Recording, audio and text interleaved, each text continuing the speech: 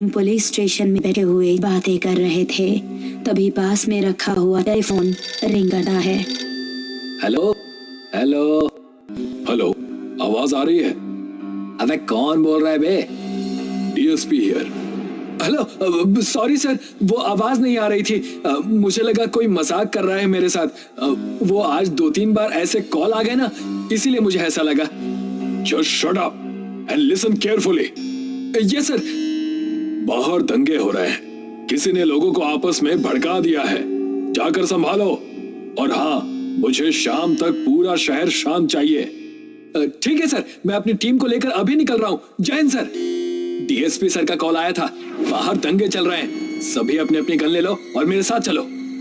सभी हवालदार और बाकी के पुलिस कर्मी इंस्पेक्टर कदम के साथ जीप में बैठकर उस जगह पर जाते हैं जहां दंगा चल रहा है। इंस्पेक्टर कदम वहां पहुंचकर सभी लोगों को शांत करने के लिए हवा में फायरिंग करते हैं। शांत हो जाओ बहन के टको, नहीं तो सबको गोलियों से भून दूंगा।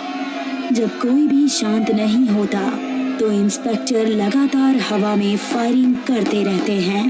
तभी अचानक से आसमान में बिजली कड़कती है। सभी लोग शांत हो जाते हैं। ये लोग इंस्पेक्टर की तरफ देखते हैं जो कि पूरा सोने का मूर्त बना हुआ है। सभी लोग उस पर टूट पड़ते हैं। रुक जाओ, ये क्या कर रहे हो तुम लोग? हट जाओ यहाँ से, मैं कहता हूँ हट जाओ। जब तक हवालदार उस भीड़ को वहाँ से हटाता, लोगों ने जितना हो सकता था इंस्पेक्टर के शरीर को नोच नोच कर सोना निकाल लिया था। अब वहाँ पर उसके शरीर का कुछ ही हिस्सा बचा हुआ था। ये क्या हो गया सर आपको? अब हम लोग आगे क्या जवाब देंगे? तभी वहाँ पर कुछ मीडिया वाले आते हैं और देखते ही देखते ये बात सारे शहर में फैल जाती है कि एक पुलिस इंस्पेक्टर अचानक से भीड़ के बीच में सोने का कप बन गया और लोगों ने सोना चुराने के लिए उसके शरीर को नोच लिया। मुझे तो लग रहा है कि ये सब वही कर रहा है, क्योंकि मैंने आज भीड़ में उसकी एक झलक देखी थी। कौन? आप किसकी बात कर रहे हो? हाँ, मैं जानता हूँ कि ये किसने किया। ये सब वही कर रहा है। हाँ, वही कर रहा है। तभी उस हवालदार को वहाँ पर किसी की छाया दिखाई देती है और उसको देखकर हवालदार बेहोश हो जाता है। ये देखिए, हवालदार बेहोश हो गए हैं। लगता है कि इसके पीछे कोई गुप्त रहस्य है। अभी अभी एक पुलिस इंस्पेक्टर जो कि सोने की मूरत में बदल गए, उसको पब्लिक ने नोच डाला और उसके कुछ ही देर बाद एक हवालदार बीच सड़क पर बात करते करते ही बेहोश हो गया। आखिर क्या है इन सब के पीछे की गुत्थी और कौन करेगा इस राज का पर्दाफाश? पूरा शहर ये बात जानने के लिए उत्सुक था कि आखिर ये सब कैसे हुआ। तभी अचानक से खबर आती है कि 2 लुटेरे जो कि बैंक लूटने गए थे, वो दोनों भी सोने की मूरत बन गए और बैंक आए लोगों ने खुद ही उनको लूट लिया। इंस्पेक्टर कदम के बाद ये दूसरी घटना देखने को मिली है। कैसे ये लोग बैंक के अंदर आकर लोगों पर गन ताने हुए थे और अचानक ये सोने की मूरत में बदल गए। चोरी करने के लिए आए थे और खुद ही चोरी हो गए। ये देखकर डीएसपी के होश उड़ जाते हैं और वो उस हवलदार से मिलने के लिए हॉस्पिटल में जाते हैं। अब कैसी है तुम्हारी तबीयत? अब ठीक है सर।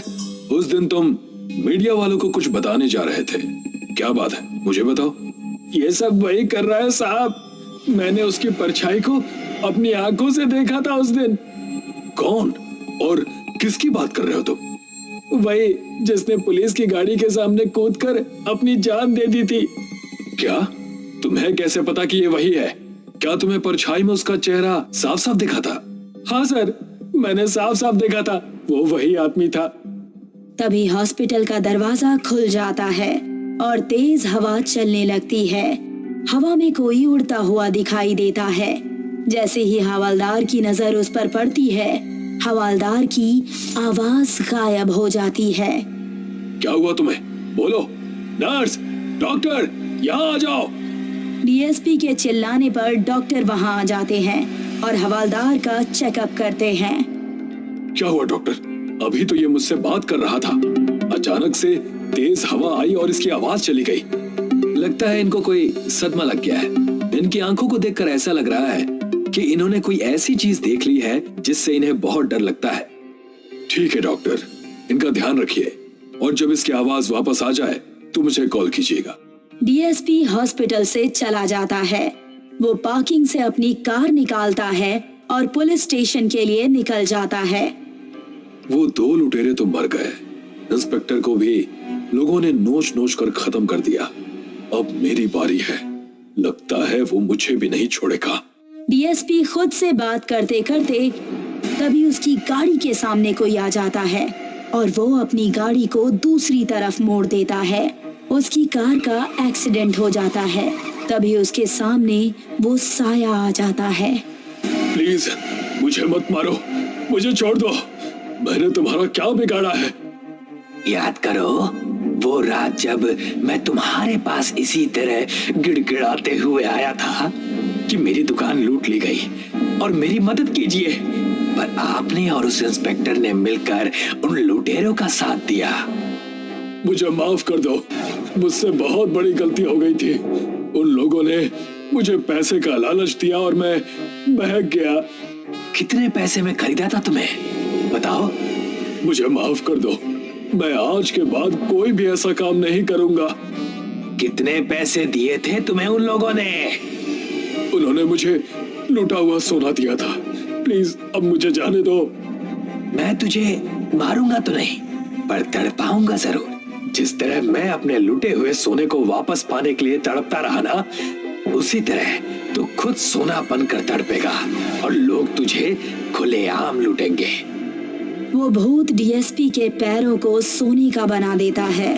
तभी वहां पर कुछ लोग आते हैं और डीएसपी के चमकदार सोने के पैरों को देख लेते हैं और उनको लूटने के बारे में सोचते हैं। नहीं, मेरे पास मत आना। इतनी रात को खुली सड़क पर सोना मिल रहा है और हम ऐसे ही छोड़ दें? इतने भी बेवकूफ नहीं है हम लोग। इतना कहकर वो चोर डीएसपी के पैरों को खींचता है और उनको शरीर से अलग करने की कोशिश करता है। डीएसपी दर्द से चिल्लाने लगते हैं। प्लीज ऐसा मत करो, बहुत दर्द हो रहा है। वो चोर डीएसपी पर कोई भी रहम नहीं दिखाते और उनके शरीर से उनके पैरों को अलग कर देते हैं, जिससे उनका बहुत खून बहता है। तभी उनको डीएसपी का सोने का हाथ भी चमकता हुआ दिखाई देता है, जिसे अभी अभी भूत ने सोने का बनाया। अरे इसका तो हाथ भी सोने का है, निकालो इसे। वो लोग डीएसपी के बाएं हाथ को भी उनके शरीर से अलग कर देते हैं। डीएसपी बहुत चिल्लाते हैं, गिड़गिड़ाते हैं, पर ना तो उन चोरों को उन पर रहम आती है और ना ही उस भूत को। मुझे छोड़ दो, तुम जो कहोगे मैं वो करूंगा। इसके बाद वो भूत डीएसपी की आंखें और उसके दिल को भी सोने का बना देता है। चोर डीएसपी की आंखें और दिल निकाल लेते हैं, जिससे डीएसपी की वहीं पर तड़प तड़प कर मौत हो जाती है। ये कहानी 1950 के दशक के आसपास की है।